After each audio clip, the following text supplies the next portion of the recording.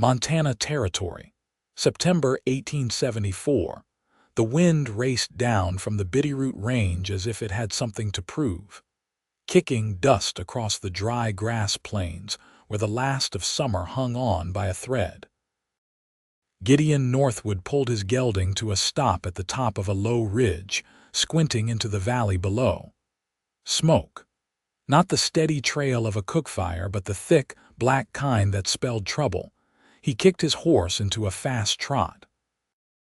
By the time he reached the homestead, the fire had already chewed through one of the outbuildings.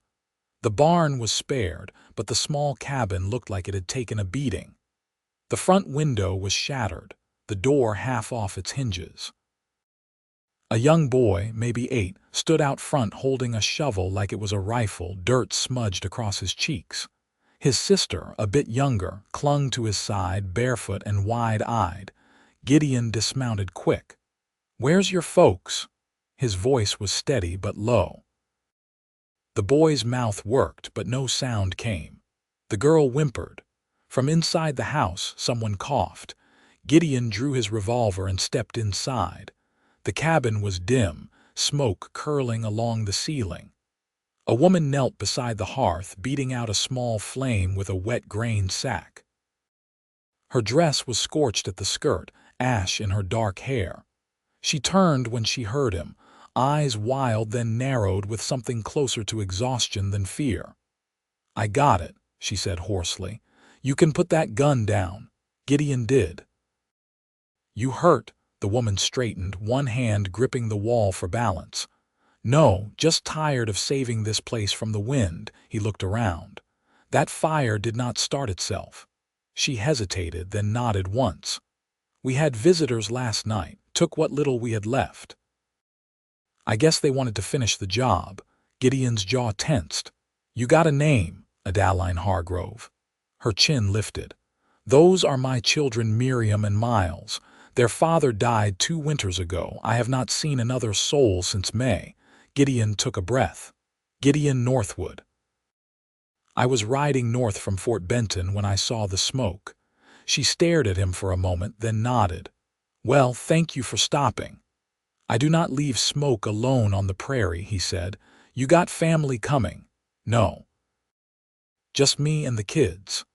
Gideon stepped back out into the yard, watching the children. The boy, Miles, was trying hard not to look scared. Miriam had her thumb tucked into her mouth, eyes locked on her mother through the open door. He turned back to Adaline. "You cannot stay here alone." "Not now." "I do not have a choice." "You do now." Her eyes studied him. "You offering to fix the place?" "I am offering to help until you are safe." Silence stretched between them, filled only by the wind and the crackle of dying embers. Then she nodded. "I will take it," she said. That night, Gideon fixed the door and boarded the broken window. He took his bedroll to the barn, giving Adaline and the children space. But he could not sleep. He kept thinking about the way her hands shook when she handed him nails. The way she looked at the children like they were all she had left of the world. By morning, he had chopped enough wood for a week. Over the next days, the work gave them rhythm. Gideon rebuilt the shed, repaired the chicken coop, and taught Miles how to wrap fence wire tight. Adaline baked bread, sewed patches on Miriam's worn dress, and read to the children by lanternlight when the sun went down. She never asked him to stay. He never said he would. But each night, she left an extra plate on the table. One evening, 5 days after he arrived, they sat on the porch watching the sun set behind the mountains. The air was cool, soft with the smell of dried prairie grass and the faintest trace of wood smoke. Adaline leaned forward, her elbows on her knees. "You have family somewhere?" "No," Gideon said. "Not anymore," she nodded. "You have known loss." He looked down at his hands. "Yes." She turned her face toward the fading sky. "So have I." He watched her quietly. The lines at the corners of her eyes were not from age but from worry. From watching the road too long and never seeing help come. Gideon reached out without thinking and took her hand. She looked at him, surprised at first, but she did not pull away. "I will not let anything happen to you," he said. Her voice trembled when she spoke. "Please do not leave me. I will bear your sons." Gideon swallowed hard. "Adaline." But she just squeezed his hand tighter, and he saw how much it cost her to say that, how much she wanted to believe someone could stay. He did not speak. He just held her hand like it was the only thing in the world that mattered. The next morning he saddled his horse and rode out. Only as far as the trading post, where he bought flour, salt, and a small sack of candy for the children. When he returned just before dusk, Miriam ran to him barefoot, and Miles tried to act like he had not been watching the road all day. Adaline stood on the porch, hands clasped in front of her apron. "You came back," she said. Gideon stepped down from the saddle and handed her the sack of supplies. "I told you I would not leave." She looked at him for a long moment, then took the bag. "I made stew." "Good." "I am starving." That night, after the children were asleep in the loft, Adaline stood at the hearth, stirring the coals. Gideon sat at the table, a mug of coffee cooling in his hands. She turned. "You think I said what I did because I was scared?" He met her eyes. "No." She crossed the room slowly, sat down across from him. "I meant it. I know it was not proper, but I meant it." Gideon reached across the table, took her hand again. "I did not leave," he said, her eyes filled with tears. "No, you did not." They sat that way for a long time, hands joined in the quiet cabin, the fire low and steady behind them. Neither spoke of tomorrow, because for the first time in years, tonight was enough. And for Adaline Hargrove, that was everything. By the second week, the ash was gone from the yard. The walls no longer smelled like burned cotton, and Adaline no longer startled at every gust of wind against the shutters. Gideon had fixed the last hinge on the cellar door that morning, and when he came back inside, he found Miriam sitting cross-legged under the table, humming tunelessly to herself with a strand of thread looped around her fingers like a cat's cradle. Adaline was kneading dough at the counter. She didn't look up when he came in, but he saw her shoulders ease just a little. "You know how to handle a scythe?" she asked, elbows dusted with flour. "I do. Wheat's ready. Mr. Darby's field is overgrown, but he said I could cut it if I bring him a sack for feed." Gideon nodded. "I'll go before noon." "I'll come," she said. "It's my deal." He didn't argue. They left the children with a neighbor's daughter, an older girl who walked over from 2 homesteads east, and watched them with the steady patience of someone who had raised younger brothers. Gideon hitched the team to the wagon, and Adaline climbed up beside him, tying her hair back with a strip of muslin. The ride to the Darby land took half a day. The road was rutted and narrow, hemmed in by tall grass gone to seed. They passed a mule deer on the ridge, ears twitching. Neither of them spoke much, but the silence didn't sit heavy between them. It was the sort that came from knowing what the other meant without needing to say it. When they reached the edge of the fallow field, the wheat swayed gold and thick, shoulder high in places.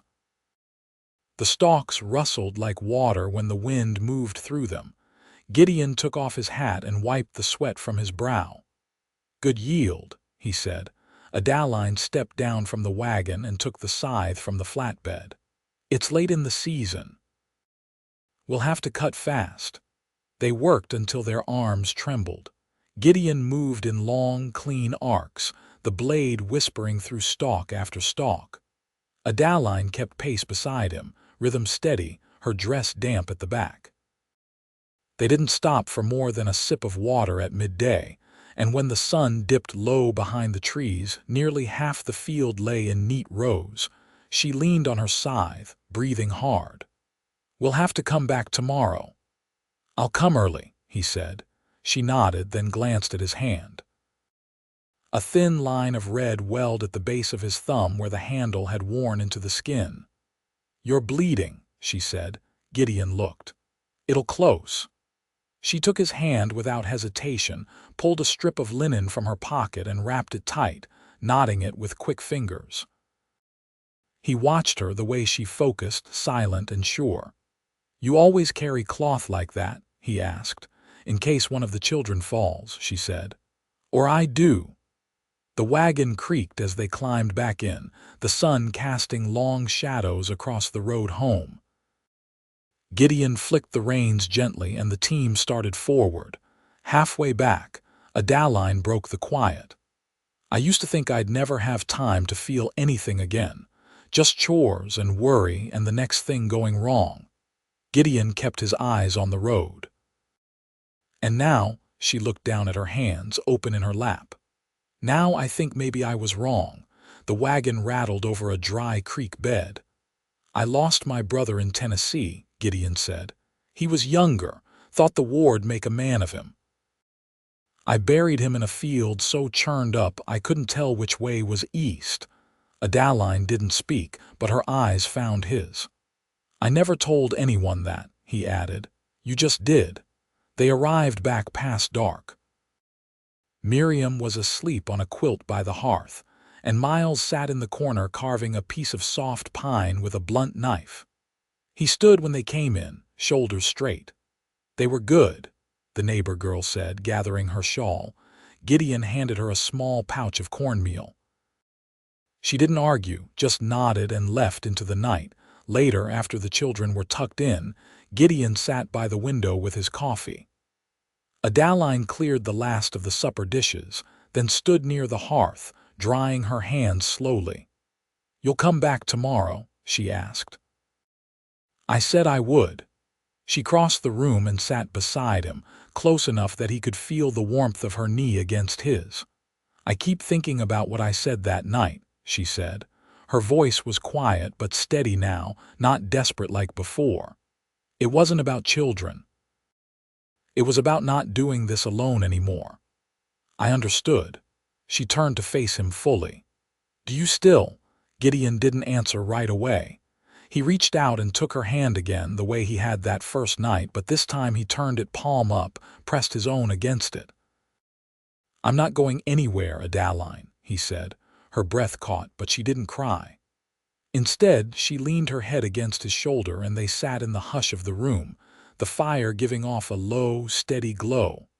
Outside, the wind had calmed. The air smelled like wheat and earth and the first edge of fall. And in the stillness, she let herself believe him. The last of the wheat was cut before the first frost settled into the soil. Gideon stacked the threshed bundles in the barn loft, while Adaline ground the best of the grain into flour on the stone mill she had kept from Tennessee. The days shortened, and each morning carried a breath of winter. On the coldest evenings, the children fell asleep close together under the quilts upstairs, and Gideon stayed later by the hearth, sometimes fixing harness leather, sometimes just watching the fire settle into embers. One night, after Miles and Miriam had gone upstairs, Adaline didn't busy herself with chores. She poured warm water into a basin, unrolled a pair of Gideon's socks, and sat across from him at the table. "Your boots are cracked through the sole," she said. "Let me see your feet." He blinked at her, then slowly pulled off his boots. "You patching wool now?" he asked. "I learned to darn before I learned to read." She dipped the cloth and wrung it out. "You're tracking cold through this house. I intend to keep you from losing toes." She didn't look up as she said it, but he saw how carefully she worked, her hands steady as she washed the dust and calluses from his skin. Gideon didn't speak while she dried each foot, then slipped the mended socks over them with practiced care. "Why'd you leave Tennessee?" she asked, still focused on the wool. He leaned back in the chair, arms crossed. "Too many ghosts and too little worth staying for," she nodded once. "That's honest." He watched her fold the damp cloth. "You ever think about leaving this place?" "Once," she said.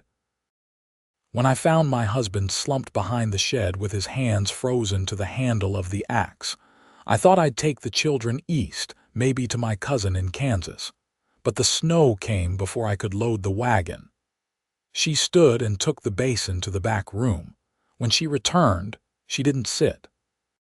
She stood by the window, looking out at the moonlit yard. "I never spoke to anyone about that winter until now," she said. "Why now?" "Because you stayed." The next day, Gideon hitched the wagon and rode to the sawmill upriver, returning with rough lumber strapped tight under canvas.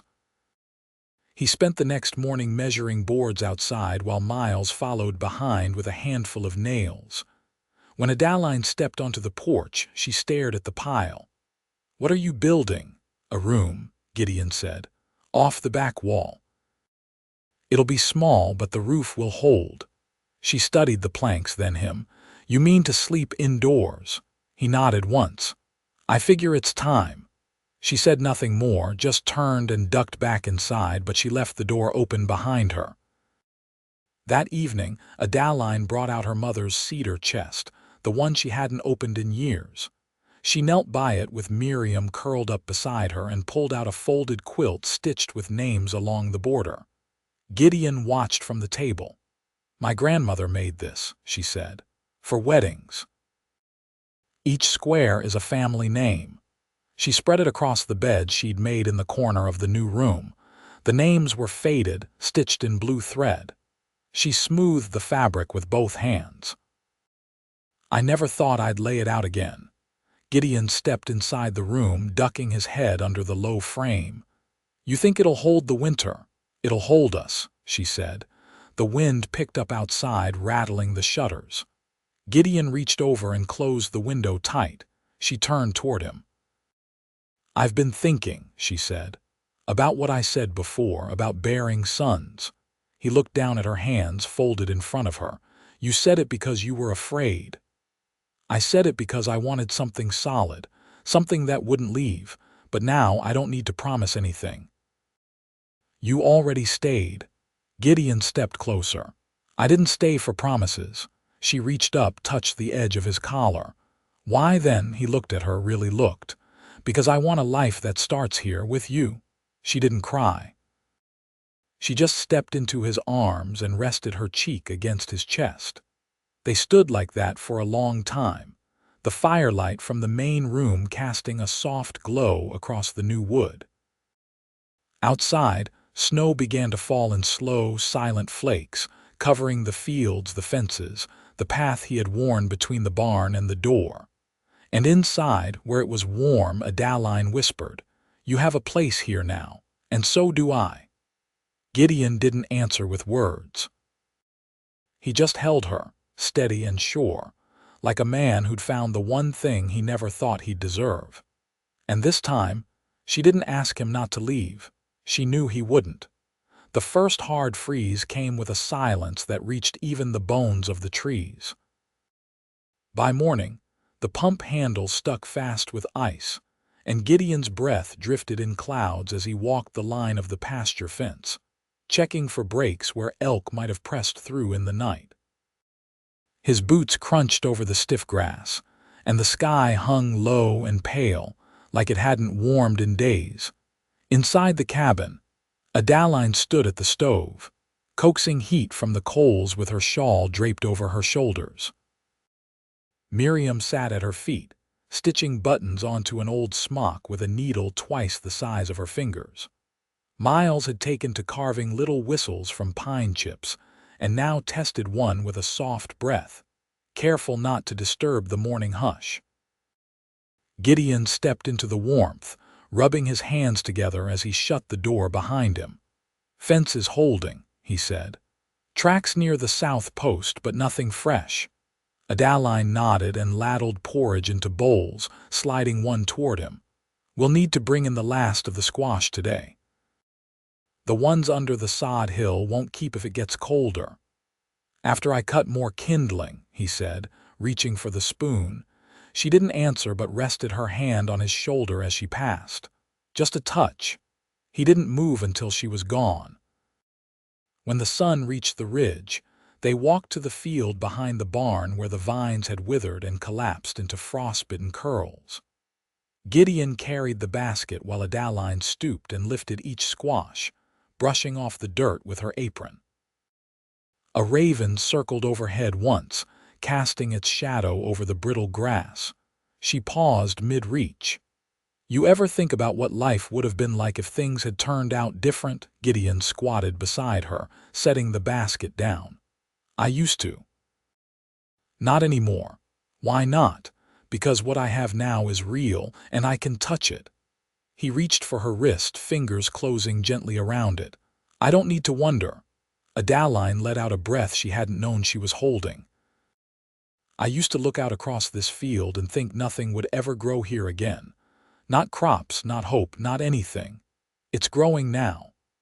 She looked at him, her hands stained with soil and her eyes tired in a way that had nothing to do with sleep. "You're not just passing through, are you?" "I built my own room," he said. "That's not the kind of thing a man does if he plans to ride on." She straightened, brushing her palms against her skirt. "I kept thinking you might still go, even after all this." "I've got calluses on my hands from your fence posts," he said. "That's not the kind of thing you forget." She stepped closer, voice low. "I don't know what to call this, but it's more than what I had." He looked at her for a long moment. "You don't have to name it. You just have to let it be." That night, after the children had gone quiet upstairs, Adaline lingered by the table, slowly folding the flour sack she'd used to wrap biscuits for storage. Gideon sat near the hearth, oiling the hinges of the barn lantern. The room was quiet except for the soft scrape of the cloth against wood and the faint hiss of the fire. She didn't look at him when she spoke. "I stitched a new hem into that quilt, for the square that didn't have a name." "You didn't have to," he said. "I did," she replied. "Because you belong here now, and so do I." Gideon set the lantern aside. "What name did you add?" She finally met his gaze. "Northwood." He stood slowly, walked to her, and took both her hands between his. Her skin was cool from the evening air, but her grip was steady. "You sure?" "As sure as I've ever been of anything that wasn't born from fear," she said. He leaned forward, resting his forehead against hers. "Then let's make a life with no more running in it." Her reply was quiet but clear. "Only growing." He kissed her then, not rushed or uncertain, but deep and steady, like a seed pressed into the earth with care. No promises made in panic, no declarations made from desperation, just the quiet vow of two people who had chosen to stay. Outside, snow whispered down onto the roof, soft and soundless. Inside, the warmth held. By late November, the river had sheathed itself in ice, and the cottonwoods stood bare, their limbs brittle against the gray sky. The cabin held tight against the cold, with thick wool stuffed into chinks between logs and the stove burning low but steady through each night. Gideon had finished the last of the shelving in the new room, where his shirts now hung beside Adaline's shawls and the children's Sunday clothes. He'd spent the morning mending a broken runner on the sled, while Adaline scrubbed the butter churn in the washroom out back. The children were with the widow Leary for the day, helping her shell beans in exchange for a sack of flour and a jar of plum preserves. It was the first time in weeks the house had been quiet. When Adaline came back in, cheeks flushed and sleeves damp, she leaned against the doorframe and looked at Gideon without speaking. He glanced up from the table where he was sanding the edge of a drawer. "You've got something on your mind," he said. "I wrote my brother in Arkansas," she said. "Told him I wouldn't be coming back." Gideon rested the sandpaper on the wood. "You were planning to." "I used to think it was the only place left that knew my name." She walked slowly toward him. "But then you said we weren't running anymore, and I haven't felt like I was since." She sat beside him, close enough he could smell the faint trace of lye soap on her skin. "I want to be your wife, Gideon, not just in quiet ways, not just in the stitching of quilts and the building of rooms. I want it spoken. I want the children to hear it said." He turned to her fully. "I've wanted the same, but I was waiting. You'd already lost so much. I'm not afraid of losing, she said. I'm afraid of never choosing. He reached for her hand, his grip strong and sure. Then let's choose. Now. They married 2 days later at the preacher's house near the base of the ridge, with only the children and the Learys present. Adaline wore the blue calico she'd saved since Tennessee, and Gideon brushed the trail dust from his shoulders before stepping inside. Miles stood tall beside him, holding a bundle of dried sage as an offering for the hearth. Miriam clutched her mother's hand the entire time, her eyes wide but unafraid. Afterward, they returned home in the sled, the sky heavy with the promise of snow. Gideon wrapped a blanket around Adaline's shoulders and held her hand the entire way, their fingers laced together beneath the wool. That night, the cabin was filled with more warmth than the stove could account for. Adaline braided Miriam's hair by the fire while Gideon carved a small wooden comb for her from the last of the ashwood. Miles balanced on a stool, reading aloud from the Bible with slow, careful words, and Adaline smiled each time his voice caught but pushed on. When the children had gone to bed, Adaline stood at the window and watched the wind move across the field. Gideon came up behind her, resting his hands on her arms. "We've come far," she said. "We've only just begun." She turned and pressed her face into the crook of his neck. "I feel like myself again, the self I lost when the world got too heavy." Gideon kissed her hair. "You were always still there." They spent the winter wrapped in the rhythm of their own making. Mornings began with coffee and the sound of wood splitting outside.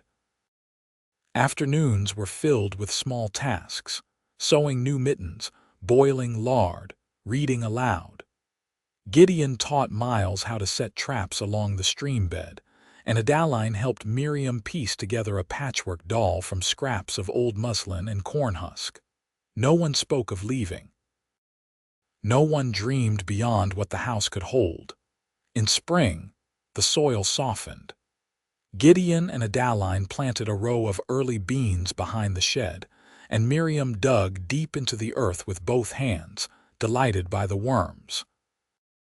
Miles built a scarecrow from an old shirt and a bent hat brim, and Gideon let him tie it up himself, even though it leaned sideways. "One day," Adaline said, wiping her hands on her apron, "this land will remember us." "It already does," Gideon said. "Every stone, every fence rail, it's got our name on it." By midsummer, the hens were laying regular, the roof no longer leaked, and the shelves Gideon built sagged under jars of canned carrots and pickled cabbage. The children ran barefoot through the grass, and Adaline caught herself laughing freely, without watching for what might come next. On their first wedding anniversary, Gideon carved her a small box from pine, lined with soft cloth. Inside, he placed the button from her old dress, the one she'd worn the day he first saw the smoke rising in the distance. "I kept it," he said as she opened it. "I never told you, but I found it near the hearth the night I arrived." Adaline touched it gently. "You knew then." "I knew something had caught me and wouldn't let go." She closed the box and leaned into him. "You saved my life." "No," Gideon said, pressing a kiss to her temple. "You saved mine." They stood in the doorway with the sun on their faces, the wind soft through the grass, and the sound of their children's laughter carrying down from the creek. Their hands stayed joined, fingers worn but strong, and the weight between them was not burden but bond. And on that land once marked by fire and fear, Adaline and Gideon built a life rooted deep, steady, and enduring. A life they chose together day by day, until the choosing no longer held fear, only love.